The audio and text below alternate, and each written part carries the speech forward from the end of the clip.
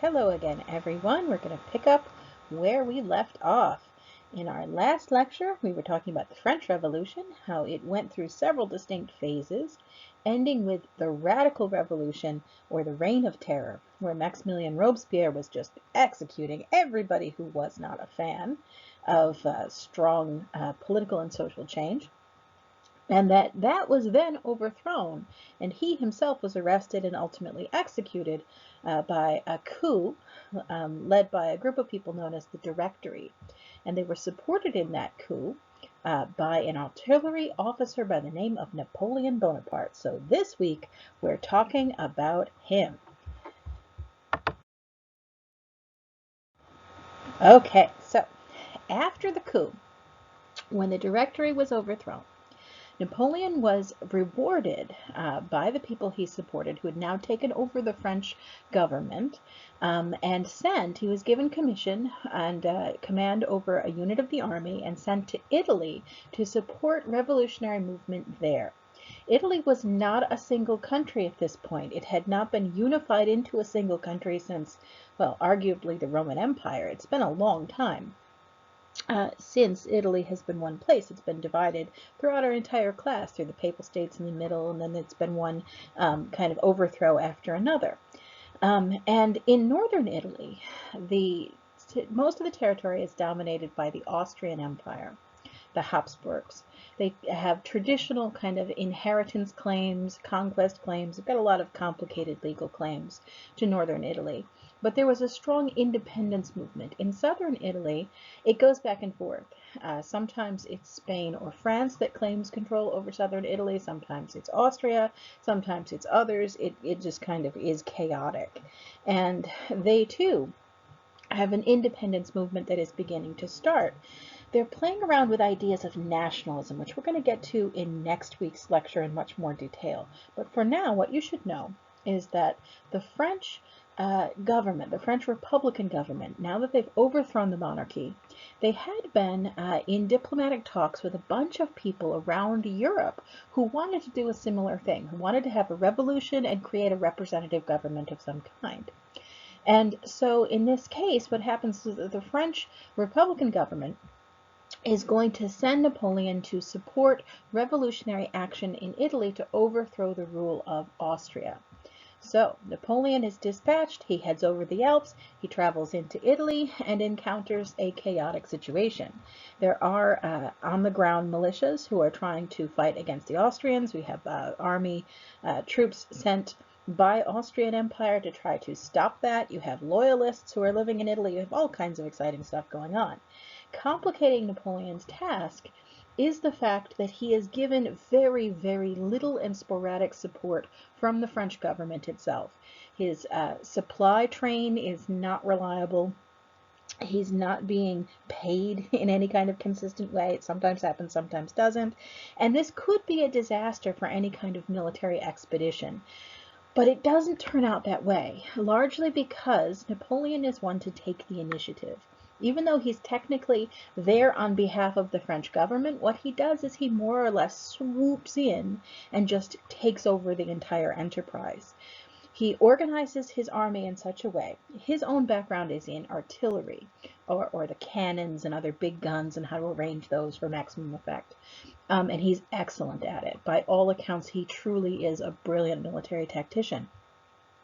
And so he's going to use those tools to his advantage. He's also going to take advantage of a lot of his other sort of military insights and personal charisma. What he does is he organizes his troops so that when there's a shortfall, when they don't have the supplies that they need, when they're not being paid on time, when they sort of would otherwise be in trouble, he will either arrange to supply his troops from goods that have been looted, and he's fairly careful about looting things from, as much as he possibly can, kind of Austrian government institutions or places where he can still stay on the good side of the local population whenever possible. Sometimes he negotiates and trades, but he will supply as he goes, and this is a really rare ability for military commanders at the time.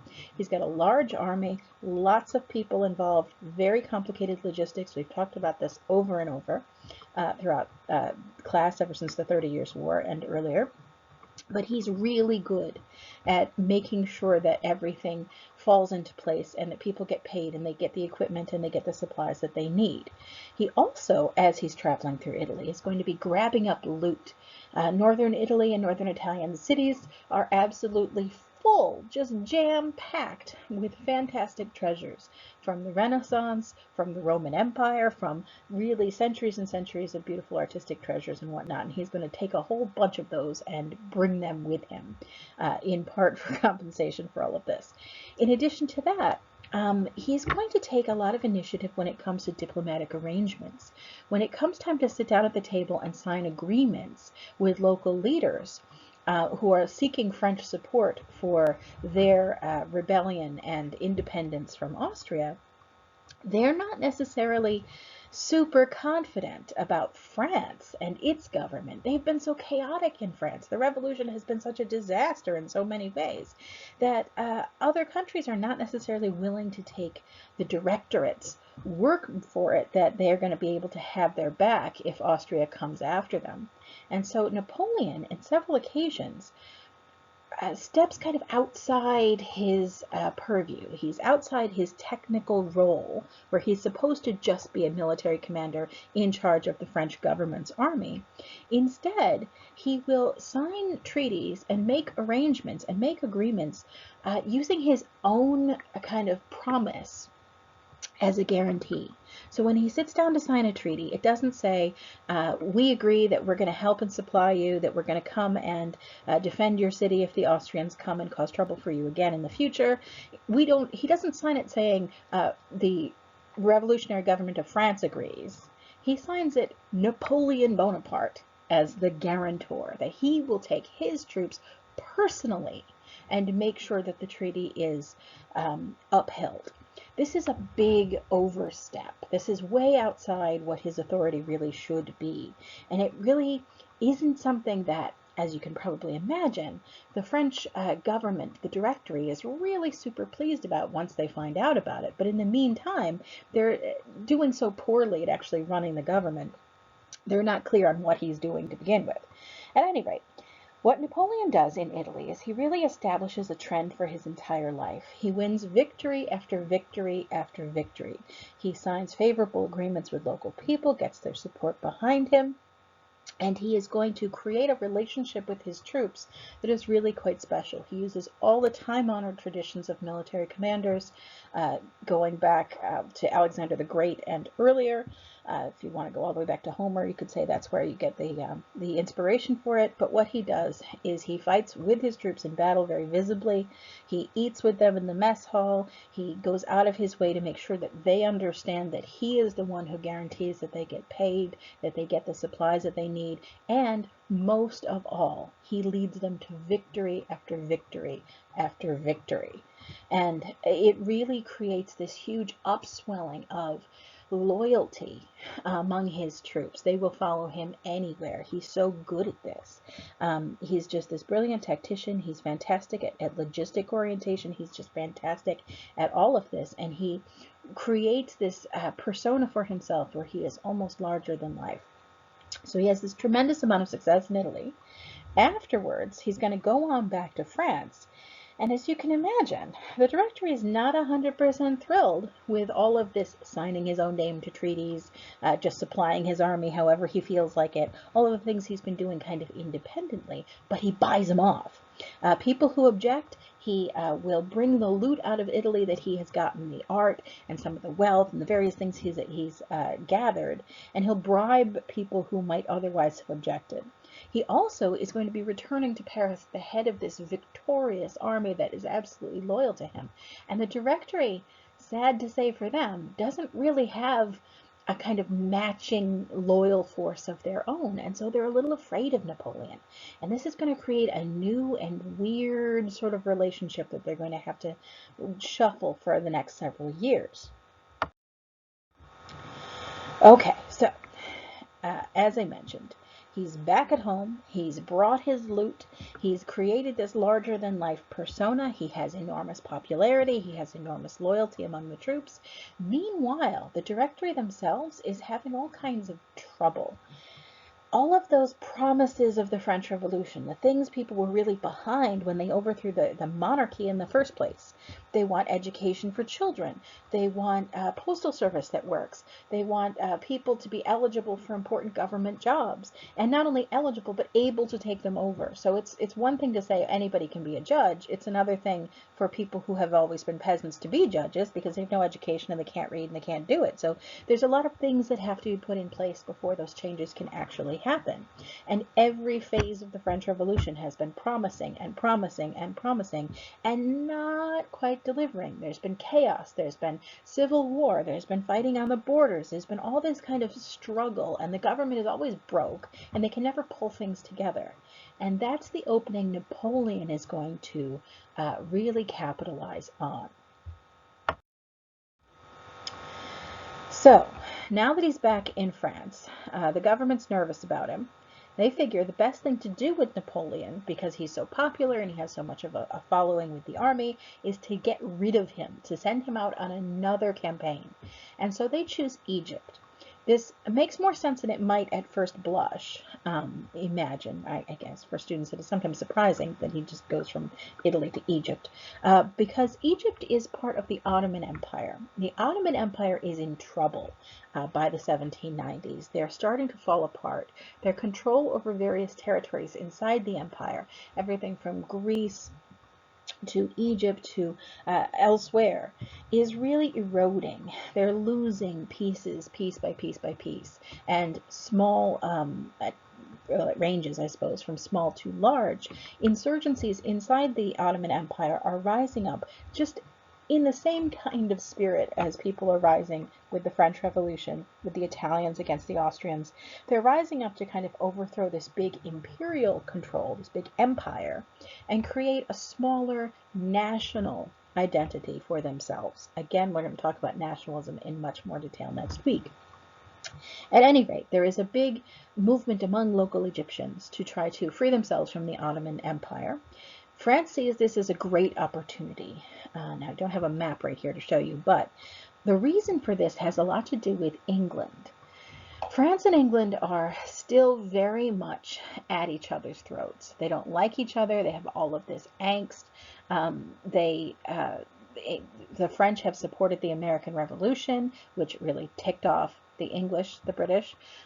Also, they have that 7 Years' War business with the colonial territory and fighting over it. Meanwhile, during the 1700s, England is investing heavily in their shipping, in their trade, in their colonial empire overseas, and their navy in particular, and their ships in particular, are the cornerstone of their economic strength and their military strength. And what France is looking for in Egypt is not just the principle of the thing, of encouraging revolutionary movements and representative governments wherever they can. They're also looking for a possible way to undercut British maritime superiority.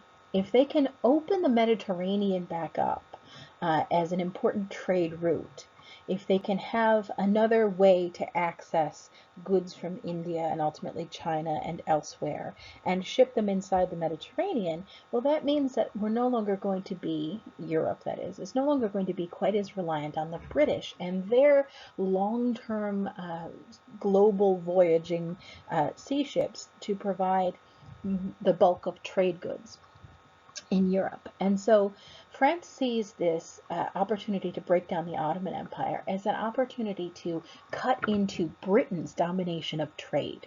So it's not just kind of for their, I guess, out of the goodness of their heart. It's for their own benefit as well.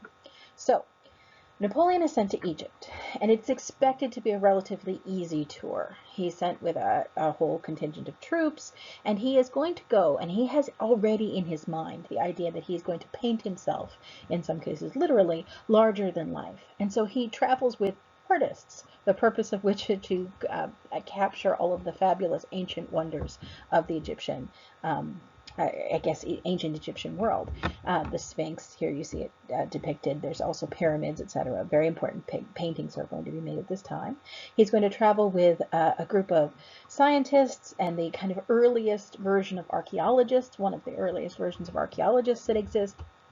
The purpose of which, again, is to document the various treasures of the ancient world that might be found in Egypt and to report back on the grand adventures of Napoleon and his army once they get back to France.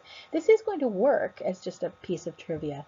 Napoleon's ventures in Egypt are going to trigger something known as Egyptomania back in Europe, particularly in France. People are going to buy little replica copies of the Sphinx and replica copies of the pyramids, and they're going to decorate in Egyptian styles all over the place. They're going to buy actual antiquities too, which is a separate issue. But it is going to create this kind of interest and fervor when it comes to Egyptian antiquities.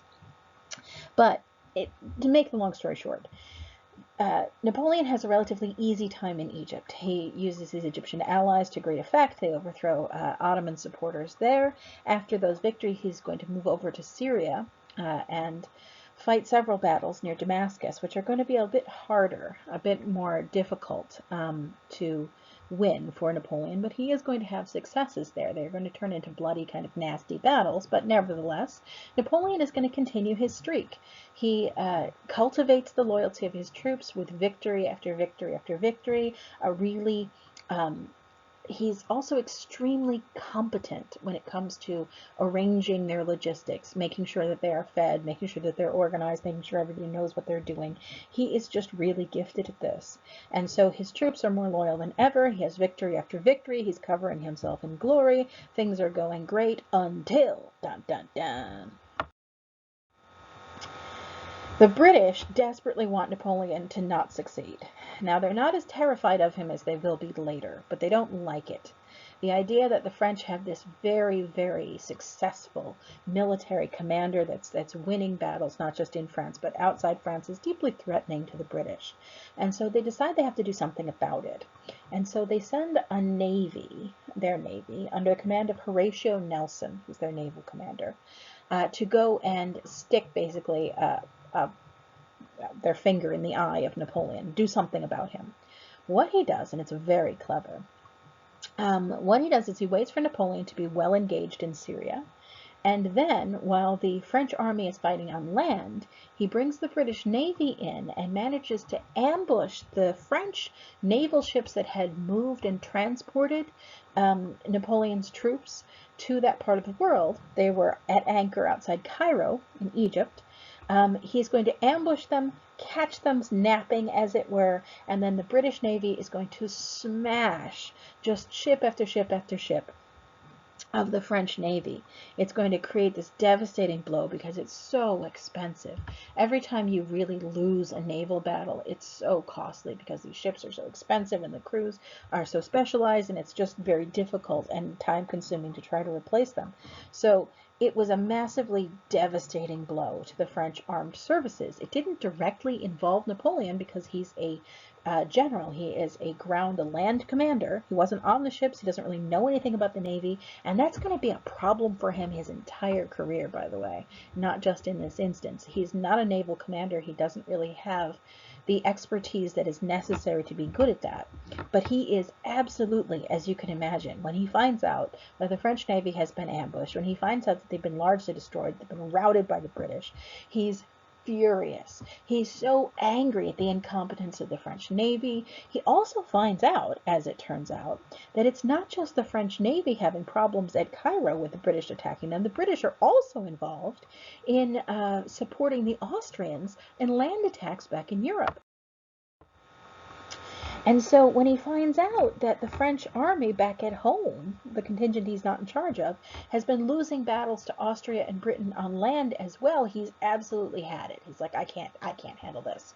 I'm Napoleon and I'm going back. And so he brings his troops out of Syria and goes marching back indignant toward France. He's going to get there and he's going to take over the government. He's going to sweep into Paris at the head of his incredibly loyal army. He's going to bust into the houses of the assembly. He's going to get rid of the directory. He's just going to bounce them out, as it turns out. I'm giving you the short version here, obviously. And he's going to establish something called the consulate in 1799, where he stages a military coup and he takes over France more or less as a dictator, but he tries to pretend that's not the case. The consulate is a bicameral legislature. Sorry, I am babbling today. It has a bicameral legislation system. So it still has houses of parliament where people are elected, and they're going to do most of the job of running the government. However, as first consul, which is what Napoleon calls himself at this point, he claims the right to veto everything. He doesn't actually take on a ton of the tasks of governments. He's not making up laws. He's not doing any of those things directly, but he does claim the power of veto, so that if the legislation decides to pass a law he doesn't like, he can veto it. If somebody gets elected and he doesn't approve of them, he can veto that. And so on paper, it looks like he's just running the military, but in fact, what he's doing is he's running France more or less as a dictator. He'll let them take care of the day-to-day stuff, but he has the yes and no vote on literally everything. So he takes control over the French army, as you might imagine, and he's going to turn things around. He's going to wage war against those who had attacked France, Austria, and Britain, and he is going to absolutely crush them. Once they're pushed back, resistance to Napoleon's rule is really in shreds. There's almost nobody with the wherewithal. He's so popular with the military, he's so popular with common people, because again, once again, he's led France and its armies to glorious victory. He stabilized a situation that was a mess. And Napoleon is nobody's fool. He has a clear plan for what he wants for France and what he needs to do in order to establish a stable regime there. He understands that he has to calm down some of the chaos created by the French Revolution that has never been calmed down at this point. And he also understands that he has to deliver on some of the promises of the Revolution that have never been delivered upon. So Napoleon is going to address himself to these issues. Now, what he needs in order to address himself to these issues, he feels that he needs kind of progress in two areas. One is he has to invest heavily in infrastructure. He has to invest heavily in literally rebuilding France and the places where it's been destroyed. He also has to invest in providing for all of those things the French wanted: education, postal systems, law codes, all the kinds of things that France wanted for the revolution. He knows he needs money for this. And where's he going to get that money? Well, he has a brilliant idea. He takes the existing French colonial territory in North America. Not all French territory everywhere. The French still control colonies in the Caribbean. They still control colonies well, they're going to control colonies in the Pacific. They're going to control colonies all over the place. They're not getting rid of all colonial territory, but there's a big swath of North America, the Mississippi Basin, kind of ending in New Orleans at Louisiana. This was part of a trade network where they had been trading for furs primarily, also timber and various other things as well. And this part of the North American continent, Napoleon decides that France can just do without. We've already lost the Canadian part. He's like, just forget it. We will sell this for a huge lump sum of money to the new United States. It's a new country, newly independent, and Thomas Jefferson's going to be the one who signs the treaty and seals the deal. But the Louisiana Purchase ends up giving a huge amount of territory to the new United States, and it ends up giving a huge infusion of cash to Napoleon, which he is then going to turn around and put to his own use. Napoleon is also going to try to implement a series of very conservative, he's trying to turn back the clock and bring things back to the way they were, conservative social and political moves. He understands that some of the ideas of the revolution, the idea of breaking down nobility, for instance, titles of nobility that block people, ordinary people, from occupying jobs, are very popular. He has no intention of undoing those. But in other ways, it's not a gimme. It's not a sure thing. Breaking with the Catholic Church was very unpopular. Among certain circles, the emancipation of slaves was very unpopular. And so, the granting of rights to people like women was very unpopular. And so Napoleon is going to pull back. On the one hand, he's continuing with the progress of the revolution in very practical ways. On the other hand, he's going to try to roll back the clock. And one of the areas he does try to roll back the clock is with slavery. He tries to reestablish slavery. He doesn't succeed all that well. He tries to reestablish slavery in French territory. To this end, he sends troops out to capture Toussaint Louverture. Toussaint Louverture, who is the governor of Saint-Domingue, what is now Haiti and the Dominican Republic, is going to be captured and he will die in prison. But his successors, the men he's trained, like Jean-Jacques Dessalines, are going to fight on his behalf. And so when the French try to retake the island, the French are actually going to fail. They're going to try to retake and reestablish slavery, and it's going to fall apart and not succeed. And the former slave colony that will later become Haiti and the Dominican Republic are going to fight back and establish an independent and permanent haven where slavery will not be allowed. So Toussaint Louverture himself is going to be captured. He's going to die in prison, but his movement is not going to fail. Instead, they'll succeed. Okay, meanwhile, back at the ranch, Napoleon is going to take that money and he's going to apply it to projects that he feels are going to be popular and unifying. What he promises the French people is stability, a return to the familiar, a return to the traditional. So even though some things are quite progressive, what he pulls together is a civil code. You can see it right here. The Code of Civil Laws that he is going to issue. This is really a progressive idea because before 1804, there was no civil code that applied to everyone in France. Every local area had their own laws. There was no equality under the law. You had this very piecemeal enforcement and piecemeal kind of magistrate system where you had some nobles who were overseeing courts and you had other people who were professional jurists like Louis XIV put in place. It was all just kind of chaotic and everybody was doing their own thing. What Napoleon does is he puts together a code of civil law that applies to everyone. A few years later, he's going to put a code of criminal law that applies to everyone in France. So it's just one law, everybody is subject to it. And that's the idea. That's a very progressive idea. However, the code itself is absolutely peppered with very conservative political ideas. The rights of women are going to be stripped away. The women did have and were granted equal legal protections under the French Revolutionary government. That's going to be rolled back and taken away. Women will be once again considered basically the property of their husbands and legally under the control of their husbands, so that any property that women might own is legally going to be under the control of their husband, who can buy it or sell it or move it or do anything with it or withhold it from the woman herself or do anything he wants with it. In the case of divorce, if divorce is granted or separation, children are automatically given to their husbands. Women are not allowed to vote. They're not allowed to hold office. They're barred from institutions of higher learning, education, like universities and that sort of thing.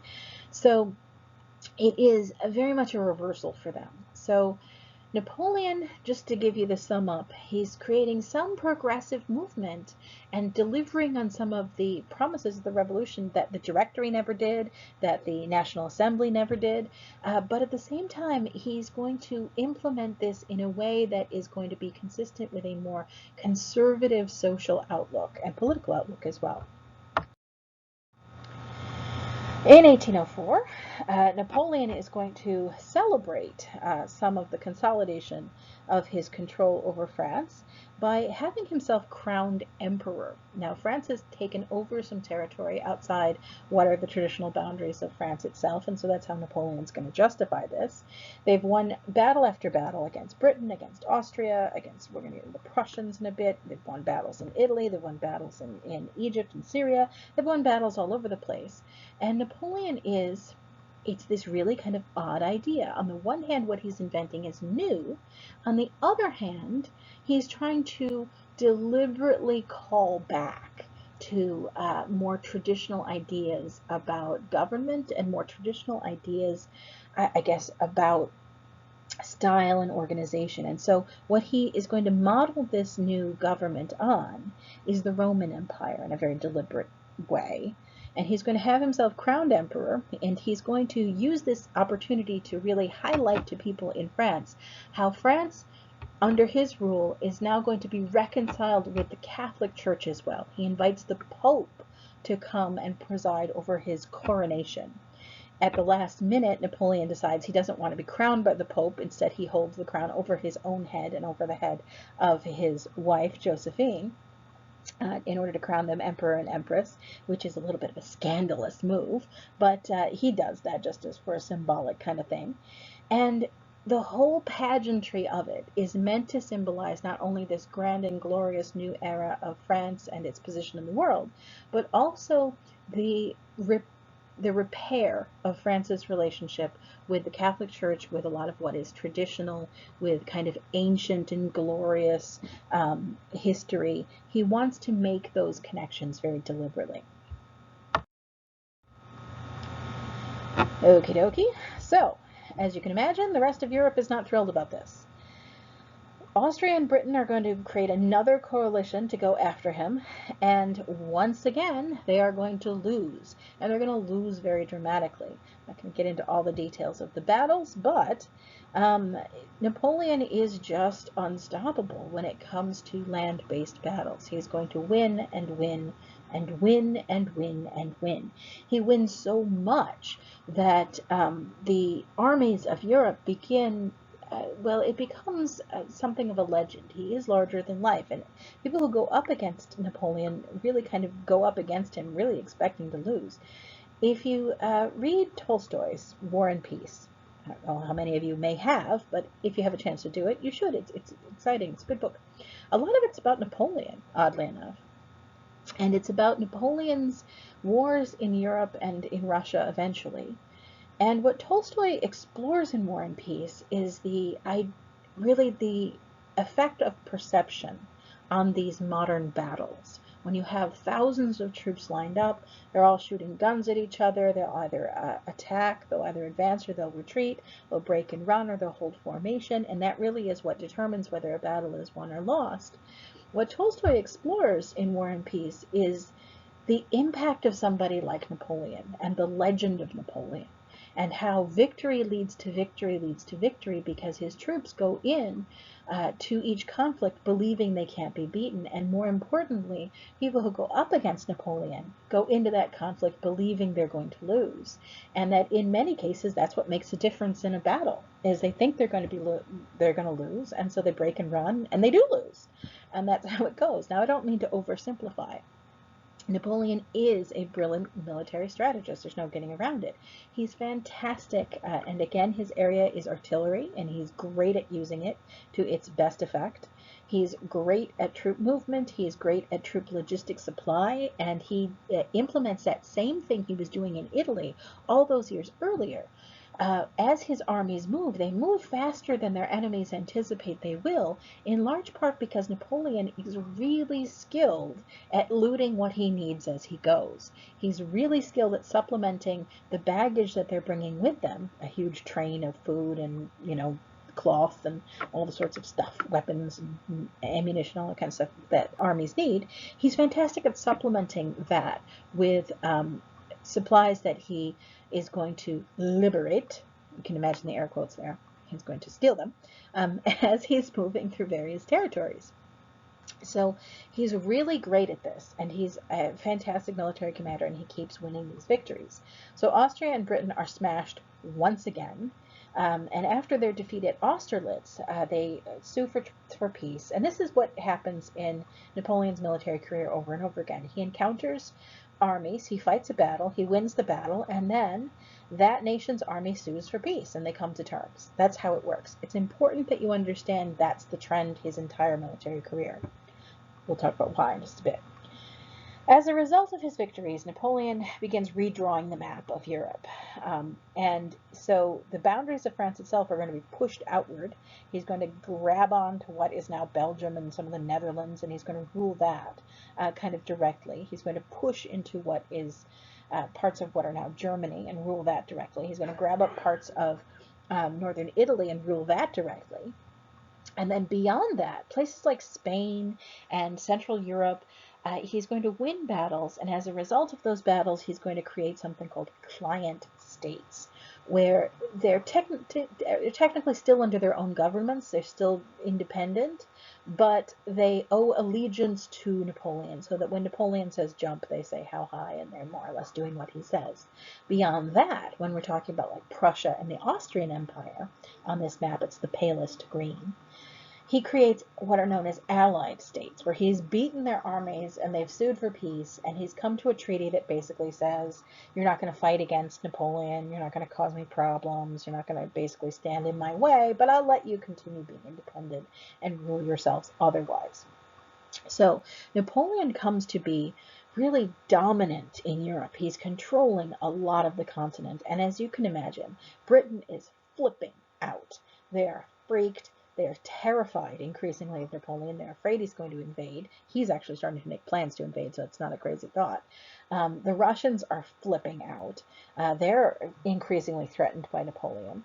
The Prussians are flipping out. They're being pushed into a corner of what they once controlled. The Austrians are flipping out. Everybody's flipping out about Napoleon. In 1805, Napoleon has had enough of dealing with the British and their constant interference. He's still mad at them about the whole Cairo incident, and so he begins making plans to potentially invade Britain. There's a major hitch to this plan, however. Britain is an island, and so the only way they're going to invade Britain is if you can move troops on ships across the channel and land them on the island and attack that way. The major hitch to this is that the great strength of the British Armed Services is in their Navy, particularly in their naval command. Admiral Horatio Nelson is the one who attacked Napoleon's ships in Egypt. If you remember, he's still going to be the one in charge, and he is a brilliant naval commander. Napoleon is not a brilliant naval commander. He's not a naval commander at all, and he doesn't have anyone who is the equal of Nelson, and he doesn't have a navy that is the equal of the British Navy either.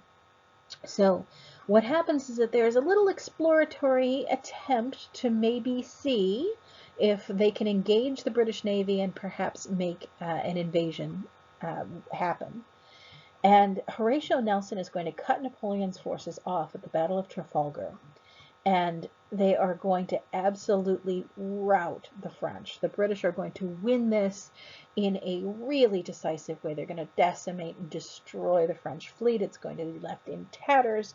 And as a result of that, Napoleon is absolutely clear. He's not going to be able to invade England because he can't get it done, because he doesn't have the navy to match his army. His army is unbeatable. His navy is just nothing special compared to the British.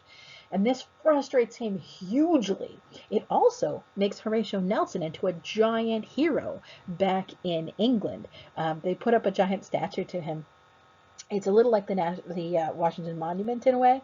You can see this big pillar. You see there's people down there for scale. And this guy standing on top of the pillar, that is Horatio Nelson. And it's known as Nelson's Column. And to give you a sense of how prominent this is, the view that you can see the picture here of Nelson's Column, this is probably taken from the House of Parliament. So right across the street from here, from where that column is where the Houses of Parliament are in Big Ben. This is like the heart of London. And Nelson ends up being just the biggest national hero to the British ever, because he's the one who stands in the way and blocks Napoleon, which they were terrified was Napoleon's army was going to come and invade them at any time. They were really bracing and hoping that didn't happen, but really thinking it would. At any rate, Nelson is a hero. Napoleon's like, oh, forget it, fine, whatever. And so he decides, instead of continuing to try to plan to invade England, he'll come up with something called the Continental System. The Continental System is meant to be a trade embargo, so nobody in Europe is supposed to trade with Britain. It does cause some difficulties, some shortages, some difficulties, I guess, in England, but it is unenforceable. Europe has huge amounts of border. Too much of it is not really under Napoleon's thumb all that firmly, and smuggling is something the British are really good at, and so it is absolutely something they can't enforce, and the Continental System never really works, but Napoleon tries. Okay, back at home. Napoleon invests enormously in infrastructure projects. The reason for this, of course, I think we may have mentioned this before in class, is that this is a way to directly infuse the government. or rather to use government funds to directly infuse money into the economy. He builds things like the Arc de Triomphe. You can see it there. If you watch the Tour de France, this is where they end every year. They cycle all over the place, and they end at the Champs-Élysées and the Arc de Triomphe.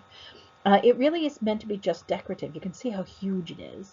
And it's decorated. Some of those friezes are stolen right off actual Greek and Roman statuary and just kind of pasted onto the Arc de Triomphe. Some of the loot that Napoleon has gathered from elsewhere in the world.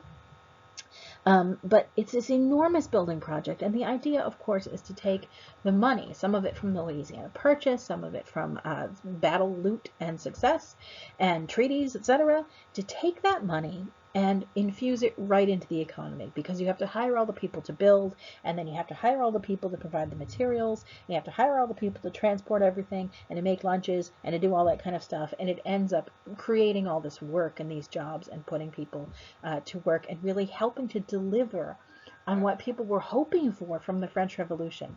Economic security, prosperity, these are things that Napoleon is actually going to pony up and provide.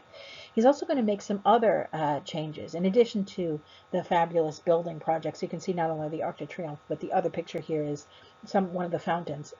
Lots of fountains are built in Paris at this time. And fountains, of course, are classically popular building projects because they're not only beautiful, but what they symbolically represent is the public provision of water, especially clean water, and resources to the city itself, and something for everyone to be able to enjoy. This particular fountain is one that I wanted to show you because I wanted to highlight the Egyptomania. So you can see the Sphinx there that is part of this very famous fountain that was as a result of Napoleon's adventures in Egypt.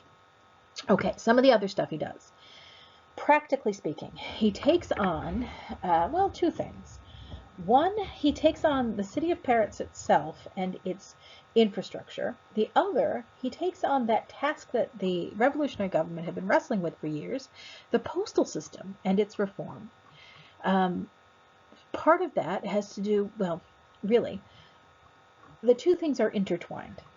In the city of Paris itself, it was notoriously difficult to navigate. And that had to do with the fact that Paris was an ancient city. It was founded arguably by the ancient Romans, or possibly even earlier than that. And it grew up organically from century to century to century. It started as a small settlement, and it just got bigger and bigger and bigger. And as people built and as more people came in, they just kind of built roads wherever they kind of felt like they wanted them. They built houses kind of wherever they could squeeze them in. Nothing was very high. There were regulations about how tall things could be because of fire hazards and falling hazards, etc. But they had this kind of really maze-like street structure that just kind of grew up organically. Lots of little blind alleys that didn't go anywhere, kind of like little twisty streets that were just very difficult to figure out. It was very hard to navigate in Paris, especially if you weren't from Paris. If you didn't grow up there, it was baffling and very difficult to figure out. And Napoleon himself was not from Paris. Napoleon was Corsican, actually. He's born on the island of Corsica, which is kind of disputed between Italy and France, but regardless. And he was an outsider, and so he saw this very plainly as a challenge. And he saw it from a direct perspective as well, helping the Directory overthrow the former French government and then overthrowing the Directory. Paris is a revolutionary's dream city. Because it had all those twisty streets, because it had all those little blind alleys, if you wanted to create a riot and then attack government officials and then run away, it was the perfect place for that. Because you could have large numbers of citizens causing all kinds of trouble. When the army shows up to disperse them, they just skitter off into these little hidey holes, and they're impossible to find. It's also really slow and difficult and hard to direct any kind of police force, any kind of army force to suppress any riots that are going on, because they have to get through all these windy streets. So Napoleon sees this as a challenge. Once he's in charge of Paris, it's no longer an advantage anymore to have the kind of place that is a revolutionary's dream. And he will announce a project to create these broad avenues. This panoramic view down there kind of is compressing what happens with the avenues. But you see those wide streets with the trees along them? Napoleon is largely responsible for putting those in. And in order to do it, it's a massive project. You have to demolish a whole bunch of buildings. It was very ambitious and very expensive. And of course, it puts all those people to work. But the purpose of creating these big avenues that are going to create these arteries right through Paris, Napoleon will claim that he's doing this so that it makes Paris more accessible for trade. It makes it more convenient to get around in. It makes it easier to do business. It makes it easier to kind of move and, benefit from all of the nice things that are in Paris, encouraging people to come in from outside. But not so secretly, it has another kind of flip side as well, which is that by putting these broad avenues through Paris, what Napoleon really makes possible is rapid troop movement. He can move troops into Paris very quickly if it comes to be necessary. If he has to suppress any rebellion, he can do that quick. And so it's a little bit of a sinister motive that's inserted in there as well. Also, down the line, years from now, every invader that manages to get hold of Paris, notably the Nazis, are going to use those same avenues in that way as well. There's all that very famous footage of the Nazis going down to the Arc de Triomphe, and then of course there's the same famous footage of Allied troops that are liberating the city doing the same thing.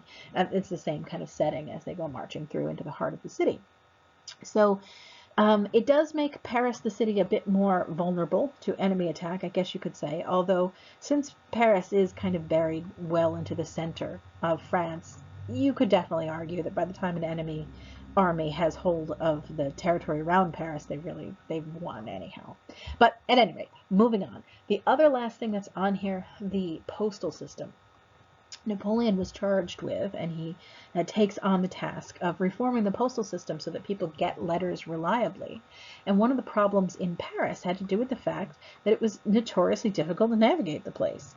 And so if you wanted to send a letter to somebody in Paris, you had to give their address as best you could. You would say, I want to talk to Marie Laveau, and she lives on Rue de la Paix, and you would just kind of give maybe a local landmark. She's like 4 houses down from the cathedral, and the cathedrals are all Notre Dame or something or another.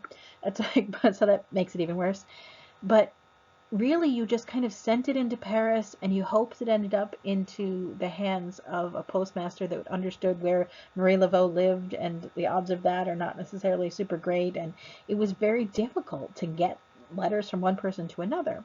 And one of the innovations that Napoleon is going to implement, I can't say that it was his idea necessarily, but they thought, okay, well, if it's really hard to figure out if you're at the right address, if you're at the right place, maybe it might help if we had numbers on the houses.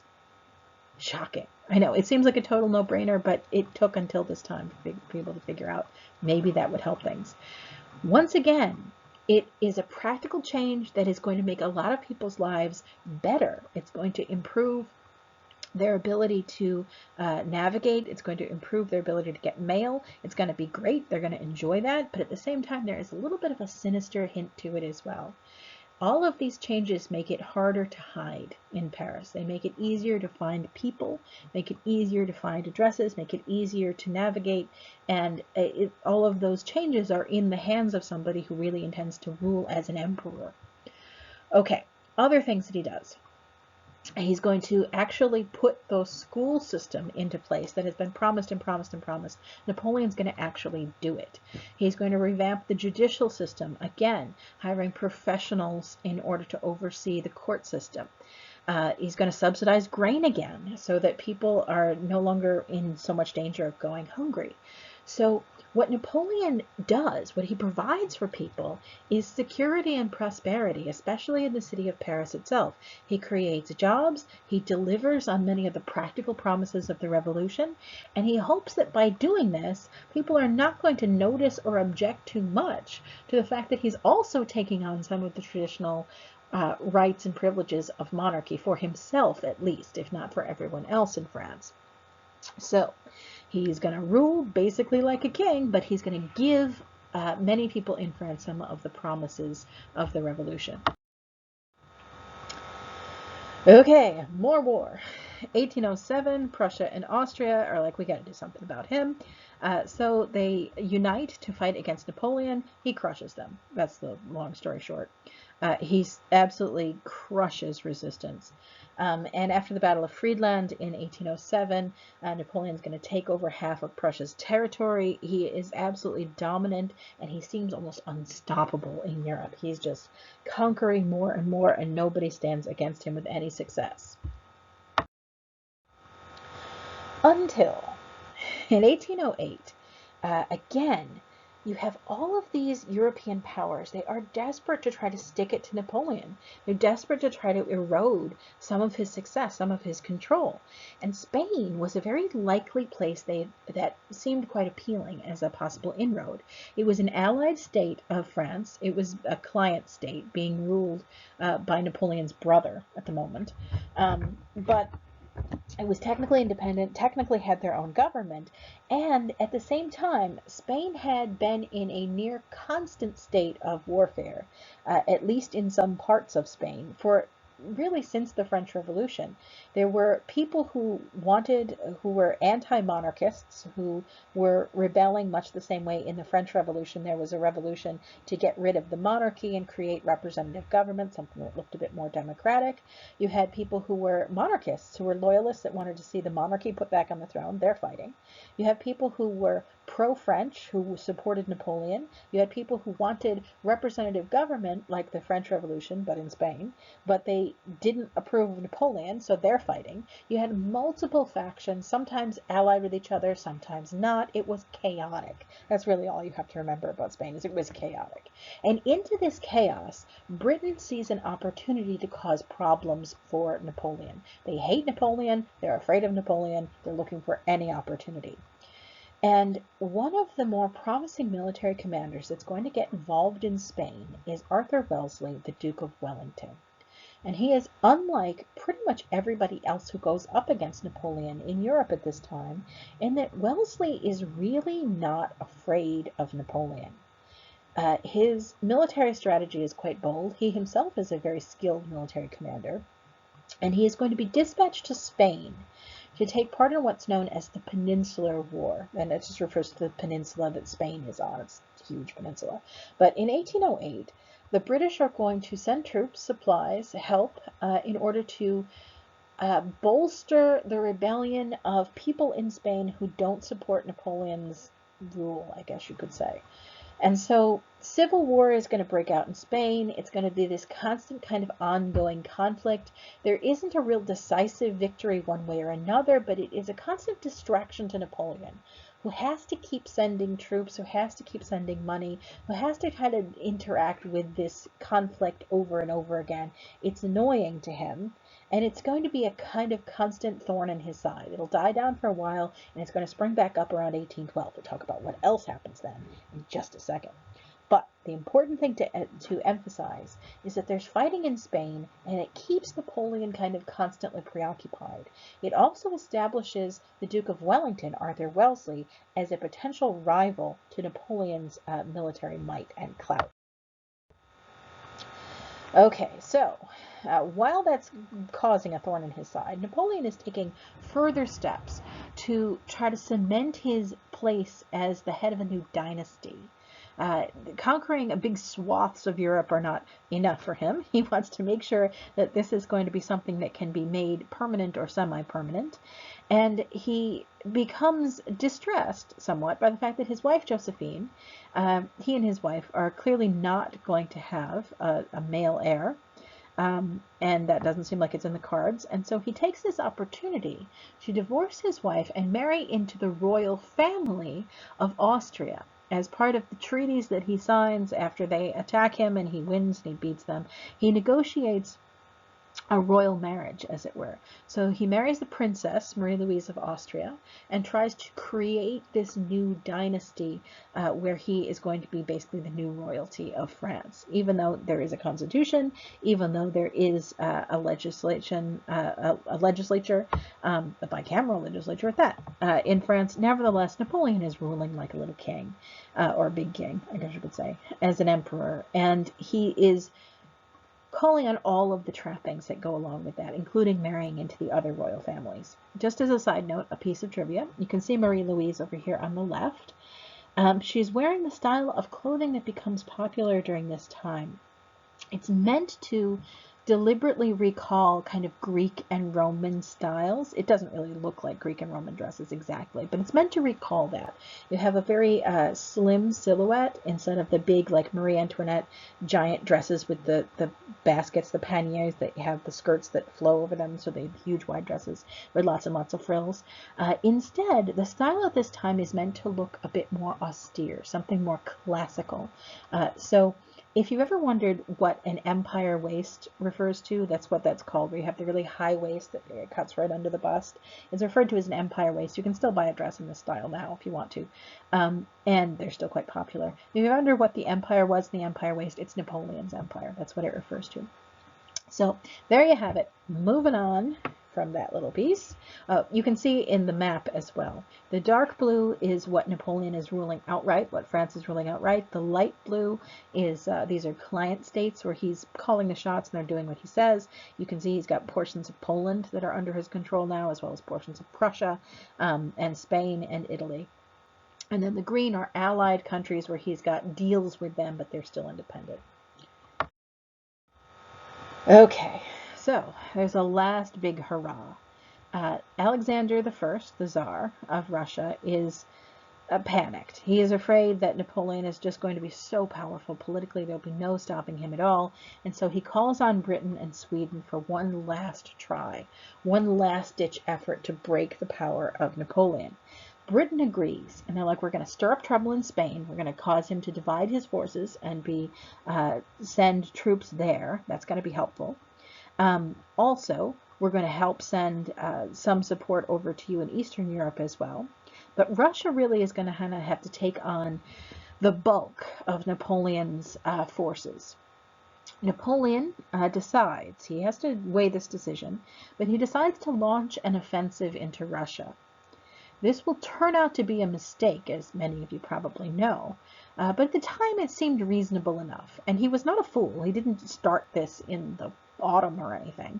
He starts at a reasonable time, and he expects this war to go the way all other wars in his military career have gone. He's not a fool.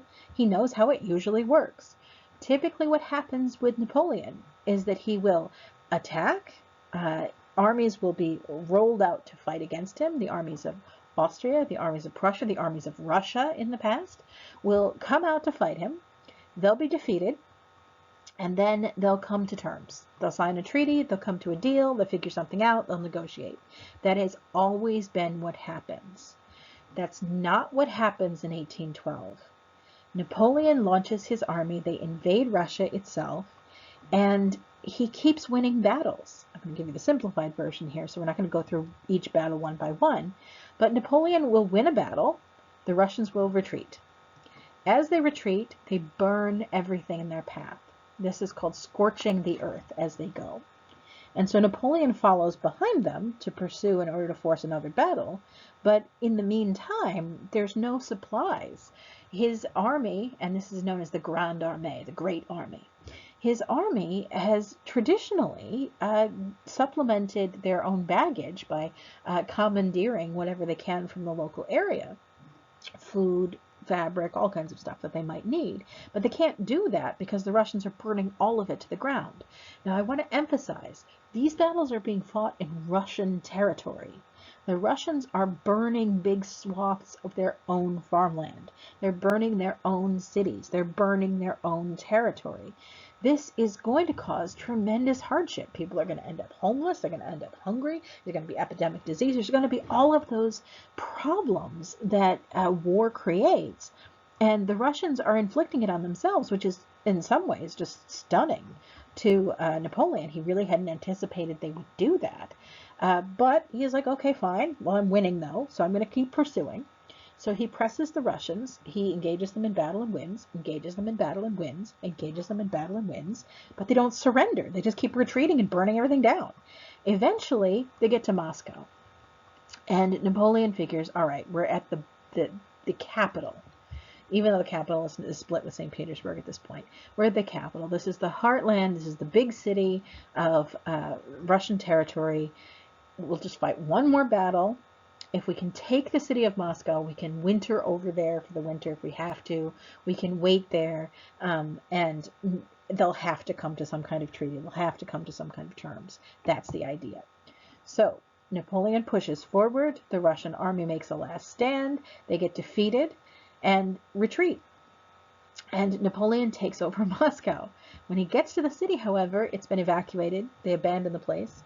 And on their way out, they burn it to the ground. Now, not all of Moscow is going to burn, but big sections of it do. So the French have to put out fires, literally, before they can even stop anywhere. And once they're done, there's no food, there's no supplies, there's no adequate shelter in the city of Moscow. The whole place is a burned out husk. The Russians burned their own capital city in order to prevent Napoleon from being able to profit from it. This was so shocking and surprising to Napoleon. He just hadn't anticipated that this might happen. He also is going to be shocked and surprised. It's now October, because he presses the Tsar and says, I've captured Moscow. What are you going to do? You can't continue. Your armies are broken. What are you doing? And the Tsar simply says, well, I don't care. I'm not surrendering. What are you going to do now? And Napoleon now finds himself in this position where he's like, okay, I'm in Moscow. Winter is coming. I guess I'll leave. I mean, they just aren't surrendering. I don't know what to do with this situation. So, all right, we're going to get out of Russia. We're just going to go back to Europe. I mean, we've got our own problems. Spain thing is still going on. All that kind of stuff is still happening. So he turns his army out and marches back. Problem being that Napoleon is low on supplies at this point. He's not out of them, and it's still October. It's not that late. He figures this is still all right, but he ends up very unlucky. Winter comes relatively early in Russia, and it lands on his army as they're attempting to retreat. Snow starts falling very heavily. They're out of food. They don't have adequate winter clothing. His army starts dying of hypothermia. They die of disease. They die of starvation. They have to eat the horses. It's just a disaster as they go limping out of Russia. And as the conditions get worse and worse, the Russians and their allies are not idiots, so they begin harassing the retreating column of the French. They attack them. They stage basically ambushes and guerrilla warfare as they're kind of harassing and killing troops on their way out. And so during this long process of retreat, the withdrawal from Russia, by the time they get out of Russia and back into Europe itself, more than 400,000 troops, most of them French directly, are dead. It was a massive, devastating, huge loss. The Grande Armée, which was about 685,000 troops to begin with, is cracked. I mean, it's just broken. A fragment of it is going to come limping back out of Russia. Now, the whole Russian campaign was not exactly cheap for Russia either. They're going to lose perhaps as many as 300,000 people as well. They're going to have massive casualties, and it's going to be enormously devastating. I mean, Moscow burned, for crying out loud. It was economically devastating. It's going to have huge impacts on them politically as well. But the Russian Tsar simply didn't surrender, and he ends up winning the war, despite losing every battle until the very end against Napoleon, because it's just that, I mean, not to be cliched, but you don't get involved in a land war in Russia, as it turns out. At any rate, so Napoleon's army is broken. He goes limping back to Europe, and he finds that the rest of his enemies that he's crushed over and over again, Britain and Austria and Prussia, have been gleefully waiting for him to return without that big fat army they were so afraid of. Once he gets back, they're going to immediately inform him. Even before the army has made it out of Russia, there was a Congress that was formed of various nations from around Europe to decide what to do about Napoleon from here forward. Once Napoleon gets back to France, he's informed that he is no longer going to be the emperor, he's no longer going to be in charge of France, and that the conditions by which the rest of Europe will allow France to continue existing include the demand that Napoleon is sent away, that he has to go into exile. So he's sent to the island of Elba, which is not far from Corsica, where he was born, and he has to go into exile, 1814, and the rest of Europe will get together at the Congress of Vienna and decide what to do with the empire that he had created and is no longer able to defend. So, at the Congress of Vienna, representatives from everywhere in Europe gather, and they have debates over what to do about the French Empire, Napoleon's empire. And there are some who strongly support the idea that France itself should be just divided up, broken into tiny pieces, their army dissolved, all of their territory just given to other countries, that they should break France once and for all. After all, they've lived through this terrible time, from their perspective, in, say, Prussia or Austria, where France was just taking over the world and dominating everyone. They don't want that to happen again. There are others, however, famously Clemens von Metternich, there he is there, who is the Austrian ambassador, who are going to argue that this is a bad move, that instead of dividing France up and breaking it, they should allow France to remain, not the big empire, but at least as a country, the way it was before Napoleon, in order to avoid creating a power vacuum. The argument of Metternich, among others, like Robert Castlereagh, who's one of his contemporaries, is that if you got rid of France, everyone else would then fight over who gets what pieces, and it's going to create this imbalance. That what we should be striving for instead is something called a balance of power. And this doctrine is going to be very important for the next century or so to come. But Metternich begins kind of winning this argument. The Congress of Vienna mulls this over and decides, well, maybe that's a good idea. We should sort of create this balance of power idea. Maybe we'll leave France more or less intact. And as they're coming to that conclusion, Napoleon decides he's not done. So he organizes an escape from Elba. It wasn't very daring an escape. It wasn't difficult. He basically hires somebody to take him on a ship back to France. He shows up back on the shores of France. The army was sent out desperately. The French government, who's in charge now, gathers up the army and sends them out. And they're like, you've got to intercept Napoleon. You can't let him come back to the continent. He's going to wreck all of our negotiations. We've more or less talked everybody into leaving France alone as its own independent nation, but what if they don't do that? So you've got to intercept Napoleon. Stop him now. So they send the army out to intercept Napoleon. Napoleon disembarks from his ship. He stands there. He's confronted with all of these troops. They're supposed to arrest him. He looks at them. They look at him. He basically says, "Hi guys, remember me?" And they say, "Yes, we love you so much." And so he takes command of the army. They decide to follow him, abandoning what their government and currently in negotiation with the rest of Europe might want. And they follow him on what's known as the 100 Days. He takes command of the army and he makes one last attempt to take over France again and reestablish himself as the ruler and emperor there. And he has the unswerving support over a lot of the French army. No matter what the actual government leaders at this time want, no matter how impractical this is, he was this larger-than-life figure, and the army is so loyal to him, so loyal. He ends up becoming kind of a literary trope. If you read like Les Miserables or something like that, you'd be like, la la la la la, things are going on. Or even like the Count of Monte Cristo, I think, has big passages about Napoleon in it for some reason. You'd be reading about this whole story, and then all of a sudden there'll be like 100 pages about somebody reminiscing about Napoleon. The character of the old Napoleonic soldier sitting in a corner, like just dwelling on the grand days when the emperor was in charge, and maybe the emperor will come back and everything will be great if only the emperor was still around. This ends up being almost a cliche in French society because the army was so loyal to him. But at any rate, here we are, and he's going to make a stab at it. He's back, 100 days. He takes the army and he marches off to try to take control over France again. He fails. Britain, Austria, Prussia, Russia, the Netherlands, Sweden, and Switzerland are all going to send troops to crush Napoleon once and for all. They're going to round him up. They're going to surround him at Waterloo, which is now in Belgium. Sometimes students get confused about this. Trafalgar was the naval battle. That was the one that takes place on water. Waterloo is actually a land battle. And Wellington is going to be the one who is so active in Spain, is going to be given a very important command as part of the Battle of Waterloo. And at the Battle of Waterloo, Napoleon is defeated once and for all. He struggles, he fights, his army is actually crushed. And as a result of that, he has to concede finally. He's like, fine, I agree that I have lost and I can't win this and I'm just done.